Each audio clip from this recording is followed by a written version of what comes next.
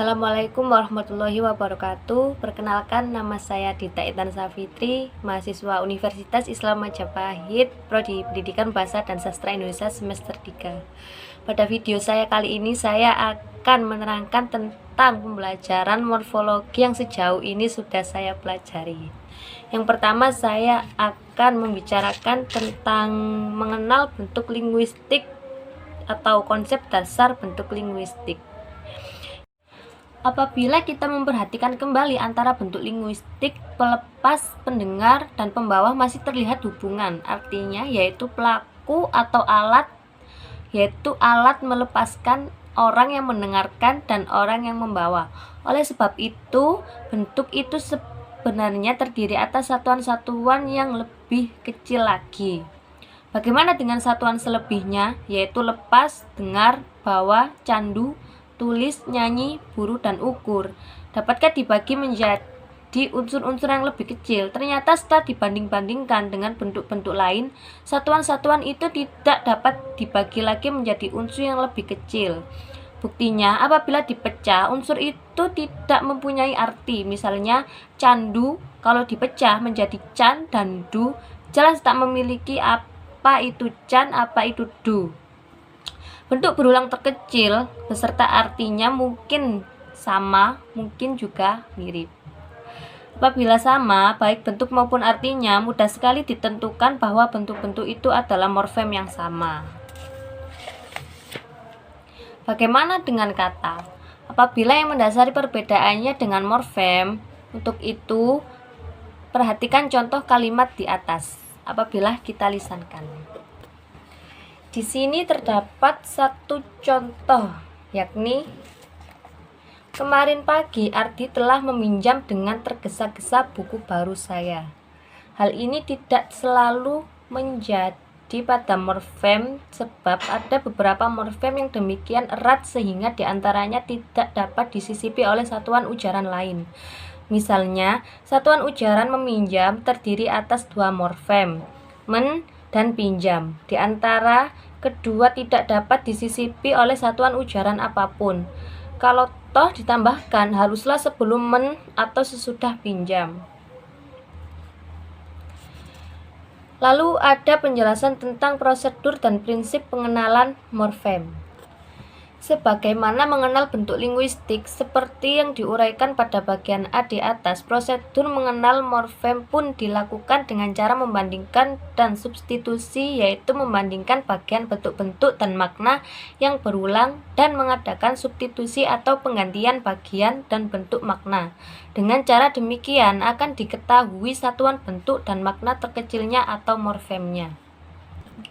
Selain memiliki prosedur, morfem juga memiliki prinsip, yakni satu prinsip pokok berupa bentuk-bentuk yang berulang yang mempunyai pengertian yang sama termasuk morfem yang sama.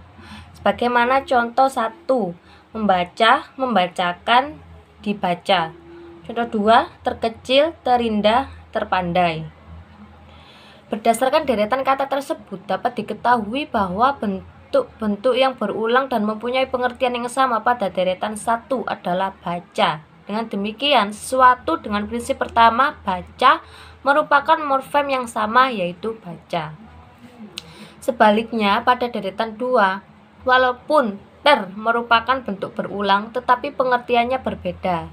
3 kata yang pertama berarti paling atau bisa dikatakan superlatif, sedangkan 3 kata yang kedua berarti dapat di atau bisa diartikan dengan aspek perfektif.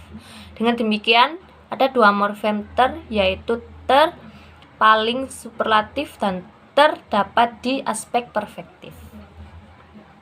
Prinsip pokok kedua yakni bentuk-bentuk yang mirip dengan mempunyai pengertian yang sama, termasuk alomorf dari morfem yang sama apabila tidak semua dapat diterangkan secara fonologis. Prinsip ini muncul karena tidak semua bentuk-bentuk yang mempunyai pengertian sama berupa deretan fonem yang sama, tetapi terdapat perbedaan, hanya saja perbedaan itu dapat diterangkan secara fonologis, misalnya karena pengaruh lingkungan. Yang kedua, terdapat prinsip tambahan, yaitu jika di dalam suatu deretan struktur terdapat terdapat perbedaan yang tidak terwujud tetapi merupakan kekosongan, maka kekosongan itu merupakan morfem tersendiri dan disebut morfem kosong, morfem zero atau zero morfem. Prinsip-prinsip kedua mempunyai bentuk-bentuk yang sembunyi atau homofon. Dapat dinyatakan sebagaimana satu, morfem yang sama apabila pengertiannya berhubungan atau sama tetapi diikuti dengan distribusi yang berlainan. 2. Sebagai morfem yang berbeda apabila berbeda pengertiannya. 3. Sebagai morfem yang berbeda biarpun pengertiannya berhubungan tetapi sama distribusinya. Berikutnya terdapat wujud morfem. Wujud morfem ini dapat diartikan sebagai bentuk linguistik atau bentuk ujar tidak hanya berupa bunyi-bunyi segmental, tetapi juga yang suprasegmental atau non-segmental. Seorang penutur bahasa Indonesia misalnya mengucapkan kata makan dengan nada tinggi, sedang, dan rendah. Artinya tidak akan berubah, yaitu mengunyah dan menelan sesuatu. Akan tetapi, penutur bahasa Batak Toba merasakan perbedaannya apabila kata botar diucapkan dengan tekanan yang berbeda. Kata botar dengan tekanan pada suku awal sehingga menjadi botar berarti darah. Sedangkan apabila diucapkan dengan tekanan pada suku kedua sehingga menjadi botar berarti anggur. Begitu juga bunyi suprasegmental lainnya, misalnya nada jeda. Berikutnya ada unsur morfem. Kita tahu bahwa suatu konstribusi kata ada yang terdiri atas satu morfem, dua morfem, tiga morfem, dan sebagainya. Satu kata misalnya terdiri atas satu morfem. Kata bersatu terdiri atas dua morfem, ber dan satu. Kata menyatukan terdiri atas tiga morfem, men, satu, dan kan. Dan kata memperlakukan terdiri atas empat morfem, men, ber, laku, dan kan. Morfem yang terdiri dari unsur suatu konstruksi kata tersebut bisa disebutkan sebagai unsur atau konstituen. Penentuan unsur suatu konstruksi kata yang terdiri atas satu atau dua morfem memang sangat mudah sebab morfem itulah yang membentuk konstruksi itu. Dan bab selanjutnya yaitu bab 2 ada jenis-jenis morfem bahasa Indonesia. Yang pertama ada jenis morfem berdasarkan produktivitasnya. Dalam bahasa Indonesia ada morfem afiks yang sangat produktif membentuk kata-kata baru yang tak produktif. Bahkan ada yang cenderung produktif dan sedang cenderung tak produktif. Misalnya morfem afiks ke an. Dengan morfem afiks ini kita dapat membentuk kata-kata baru sebanyak-banyaknya. Keterlaluan, kesejahteraan, keadilan, keikutsertaan, dan sebagainya. Maaf. Di pihak lain ada juga morfem afiks yang pada saat ini cenderung meningkat pemakaiannya dalam bentuk kata-kata baru. Morfem afiks serapan misalnya dahulu hanya bergandeng dengan bentuk dasar dari bahasa yang sama, yaitu sama-sama dari bahasa Inggris, tetapi sekarang dapat membentuk kata-kata baru dengan bentuk dasar selain bahasa Inggris. Misalnya Pancasilais dengan ekonomis, nasionalis, organisatoris. Bagaimana dengan morfem isme, insasi, dan morfem afiks serapan lainnya? Sebaliknya ada juga morfem afiks yang pada saat ini menurun pemakaiannya dalam bentuk kata baru. Misalnya morfem afiks ber pada kalimat mereka sedang bermain kelereng cenderung dihilangkan pemakaiannya sehingga cukup diucapkan dan ditulis mereka sedang main kelereng. Selanjutnya ada jenis morfem berdasarkan relasi antar unsurnya. Jenis morfem terakhir ini sering disalah tafsirkan orang. Dikiranya morfem itu merupakan gabungan dua morfem. Anggapan itu jelas tidak dapat dipertanggungjawabkan sebab morfem ke-an pada kata di atas jelas-jelas membentuk satu kesatuan arti yang sama sekali berbeda artinya dengan bagian-bagian morfem ke dan an. Memang ada, misalnya dalam bentuk kekasih, kedua, makanan, timbangan. Akan tetapi arti yang dikandungnya bukanlah bagian dari ke-an. Oleh sebab itu, kita harus berhati-hati dalam menghadapi masalah ini. Cara yang akurat ialah kembali pada prinsip pencarian morfem. Berikutnya yang keempat ada jenis morfem berdasarkan sumbernya. Berdasarkan sumbernya, morfem bahasa Indonesia dapat dikelompokkan atas morfem yang berasal dari bahasa Indonesia asli, yang berasal dari bahasa daerah yang berada di wilayah Indonesia, dan morfem yang berasal dari bahasa asing. Morfem-morfem yang berupa morfem bebas dan atau morfem dasar tidak akan dibicarakan di sini sebab merupakan wilayah seksologis. Yang dibicarakan di sini hanyalah morfem terikat yang berupa afiks sebab morfem jenis terakhir ini sangat berperan dalam pembentukan kata-kata baru yang merupakan titik sentral pembahasan morfologi. Berikutnya ada jenis morfem berdasarkan jumlah fonem yang menjadi unsurnya. Morfem yang berunsur satu fonem disebut monofonemis, sedangkan morfem yang berunsur lebih dari satu fonem disebut polifonemis. Monofonemis misalnya morfem I dalam memetiki dan A dalam amoral. Sedangkan contoh polifonemis ialah an, di, ke atau dua fonem, ber, men, dua, itu, api atau tiga fonem, satu, baik, daki, empat fonem, serta makin, saring, lima fonem. Bentuk sambil, sembuh 6 fonem, bentrok coklat 7 fonem, semboyan kerontang 8 fonem, penasaran sederhana selenggara 9 fonem, dan halilintar malapetaka semenanjung 10 fonem. Unsur berikutnya maksud saya jenis morfem berikutnya berdasarkan keterbukaannya bergabung dengan morfem lain.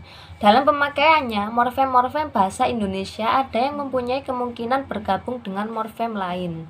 Tetapi ada juga yang tidak. Morfem men, ber, dan di. Misalnya walaupun semuanya tergolong morfem prefiks, morfem-morfem itu mempunyai perbedaan. Pada umumnya, morfem men dan ber mengawali pembentukan kata, misalnya kata menarik, mengerti, dan berlaku. Sifat terbuka yang terdapat pada morfem prefiks men dan ber di atas tidak terdapat pada morfem prefiks di. Kata-kata berawal dengan morfem di sudah menutup kemungkinan digabungkan dengan morfem prefiks lain. Jenis morfem terakhir yakni berdasarkan bermakna dan tidaknya. Atas dasar bermakna tidaknya morfem, ia bisa dikelompokkan ke dalam dua kelompok, yaitu kelompok yang bermakna dan kelompok yang tidak bermakna. Morfem kelompok bermakna sesuai dengan namanya selalu bermakna. Maknanya bisa dicari dalam kamus-kamus umum, contoh lapar, lapor, kuda, merah, genit, dan lain-lain. Karena morfem langsung bermakna dan maknanya bisa diperiksa dalam kamus, ia bisa juga disebut morfem leksikal.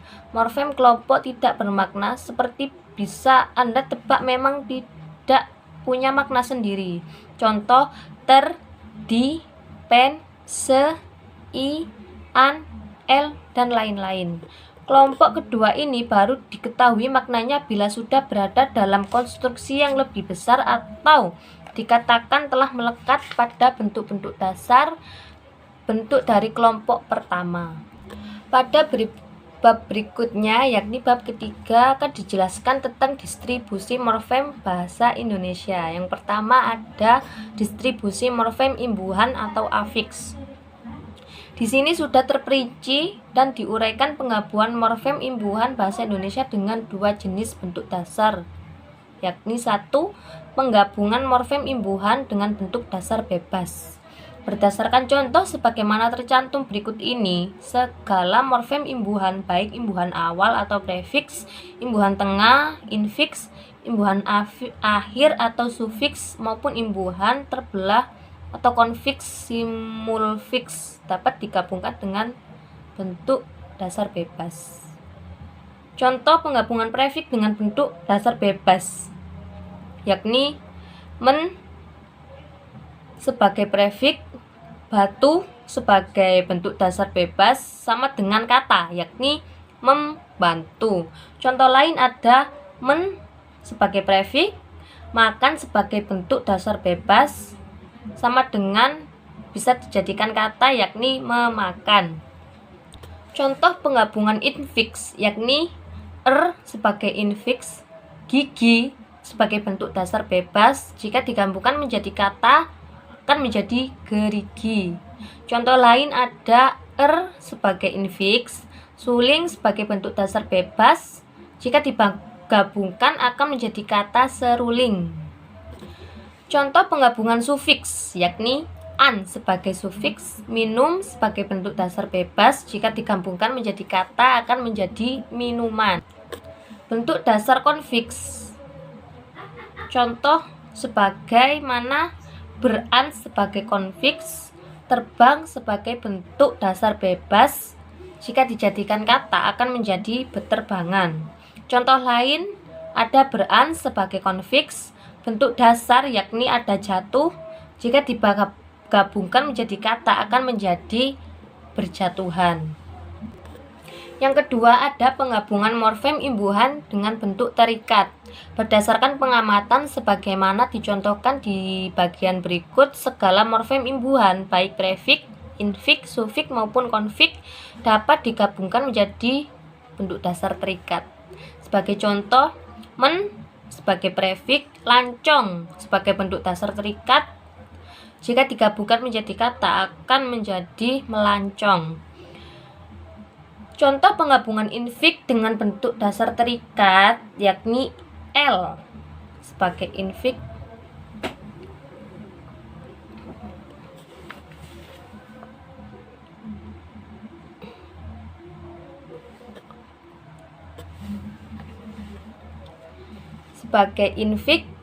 bentuk dasar yaitu tunjuk sama dengan kata telunjuk.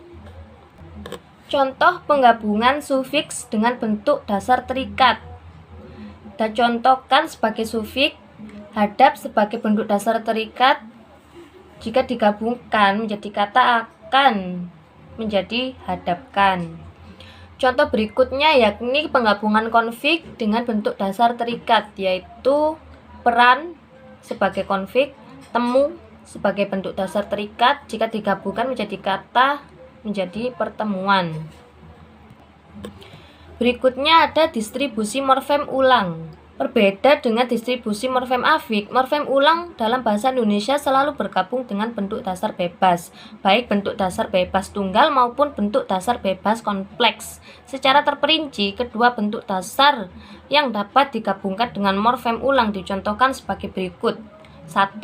Morfem ulang dengan bentuk dasar bebas tunggal, morfem dasar jika digabungkan, yakni gunung sebagai bebas tunggal, ulang sebagai morfem ulang, jika digabungkan menjadi kata akan menjadi gunung-gunung. Contoh kedua ada bebas tunggal yakni rumah, jika diulangkan morfemnya akan menjadi kata rumah-rumah. Yang kedua yakni penggabungan morfem ulang dengan bentuk dasar kompleks morfem dasar. Sebagai contoh kebaikan, jika di morfem ulangkan terdapat atau menjadi kata-kata sebagai kebaikan-kebaikan. Persatuan juga bisa dijadikan morfem ulang, akan menjadi kata persatuan-persatuan, memiliki sifat yang utuh. Berikutnya ada distribusi morfem dalam bentuk majemuk. Unsur-unsur yang membentuk bentuk-bentuk majemuk dalam bahasa Indonesia mempunyai distribusi yang bermacam-macam. Misalnya, bentuk majemuk rumah makan terdiri atas morfem rumah dan makan. Kedua morfem itu sama-sama berdistribusi bebas dan tidak terikat oleh yang lainnya. Pada bab berikutnya, yaitu bab 4, ada konsep dasar proses morfologis. Yang pertama ada pengertian proses morfologis. Pada butir terdahulu telah dibicarakan bahwa berdasarkan strukturnya, suatu kata dapat digolongkan atas dua macam, yaitu kata yang bermorfem tunggal atau monomorfemis, dan kata yang bermorfem lebih dari satu atau polimorfemis. Suatu kata yang monomorfemis tidak akan mengalami peristiwa pembentukan sebelumnya, sebab morfem itu merupakan satu-satunya unsur atau anggota kata. Bentuk pergi pada kalimat "dia akan pergi ke sekolah" adalah kata pada kata itu terdiri atas satu morfem, yaitu morfem pergi. Dari morfem pergi menjadi kata pergi sama sekali tidak mengalami peristiwa pembentukan. Akan tetapi ini berbeda dengan suatu kata yang polimorfemis. Morfem-morfem yang menjadi anggota kata ini mengalami peristiwa pembentukan sebelumnya. Peristiwa tersebut biasanya disebut juga proses morfologis. Berikutnya ada ciri suatu kata yang mengalami proses morfologis. Dalam bahasa Indonesia, bentuk dasar tidak selalu bermorfem tunggal, sebagaimana dicontohkan di atas, tetapi mungkin berupa morfem kompleks. Misalnya, bentuk dasar kata pembelajarkan adalah belajar, bentuk dasar kata bersusah payah adalah susah payah, dan bentuk dasar kata ketidakadilan adalah tidak adil. Bentuk-bentuk dasar itu terdiri atas dua morfem. Di samping itu, dilihat dari wujudnya, bentuk dasar dapat berupa pokok kata, bahkan berupa kelompok kata. Misalnya, bentuk dasar kata menemukan, berjuang, dan berhubungan adalah pokok kata temu, juang, dan hubung. Bentuk dasar kata mencangkul, perbaikan, dan disatukan adalah kata cangkul, baik, dan satu. Bentuk dasar kata mengesampingkan, ketidakmampuan, dan dikemukakan adalah bentuk kata kesamping, tidak mampu, dan kemuka. Ciri lain bahwa suatu kata dikatakan mengalami proses morfologis ialah penggabungan atau perpaduan morfem-morfem itu mengalami perubahan arti. Bentuk dasar cangkul setelah digabungi morfemen sehingga menjadi kata mencangkul, artinya menjadi melakukan pekerjaan dengan alat cangkul, dan bentuk dasar juang setelah digabungi morfem ber sehingga menjadi kata berjuang, artinya menjadi melakukan tindakan juang. Dengan demikian, apabila ada suatu kata yang seolah-olah mengalami perubahan dari bentuk dasarnya, tetapi sama sekali tidak diikuti oleh penambahan atau berubah arti, peristiwa ini tidak dapat dikatakan sebagai hasil proses morfologis. Yang berikutnya ada macam proses morfologis. Dalam bahasa Indonesia, peristiwa pembentukan kata ada 3 macam, yaitu yang pertama ada pembentukan kata dengan penambahan morfem afiks dan bentuk dasar. Yang kedua ada pembentukan kata dengan mengulang bentuk dasar. Dan yang ketiga ada pembentukan kata dengan menggabungkan dua kata atau lebih bentuk dasar. Dan yang terakhir ada pembentukan kata di luar proses morfologis. Proses morfologis mencatat hal-hal deskriptif dalam pembentukan kata-kata. Di luar itu masih ada pembentukan kata-kata baru dengan proses lain. Proses yang dimaksud adalah akronim, abreviasi, akronim, kontraksi, clipping, dan afiksasi pungutar. Studi terhadap akronim amat banyak dan sudah lama. Apabila akronimisasi merupakan skala yang semakin frekuentif saja. Dicontohkan akronim bahasa Jawa, misalnya Pak Li, Bapak Cilik, Bang Jo, dari Abang Ijo. Dalam bahasa Sawu, ora enten berarti barang sesuatu, diakronimkan menjadi ranen. Dalam bahasa Bugis, Ponglila, lidah belakang menjadi polila. Nah, yang disebut selanjutnya ada abreviakronim, adalah gabungan antara akronim dengan abreviasi. Misalnya Polri, Polisi Republik Indonesia, Pemilu, Pemilihan Umum, dan sebagainya.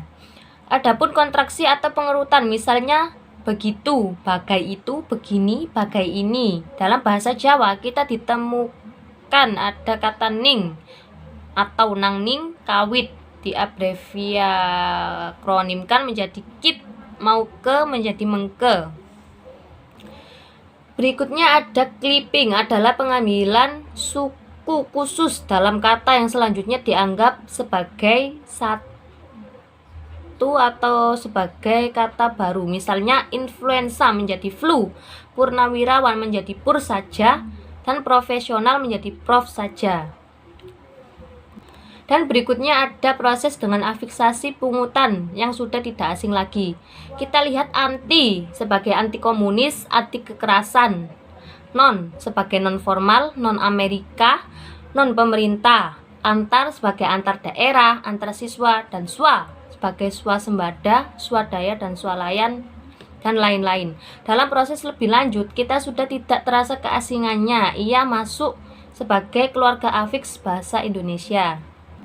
Kita lihat misalnya wan, wati, isme, isasi yang amat produktif, dan karenanya tidak terasa lagi bahwa afik-afik tersebut sebenarnya hasil pungutan dari bahasa asing. Itu saja pemahaman morfologis tata bentuk bahasa Indonesia yang sejauh ini saya pelajari. Jika ada salah kata atau kekeliruan dalam membacakan atau menerangkan, saya mohon maaf yang sebesar-besarnya. Terima kasih. Wassalamualaikum warahmatullahi wabarakatuh.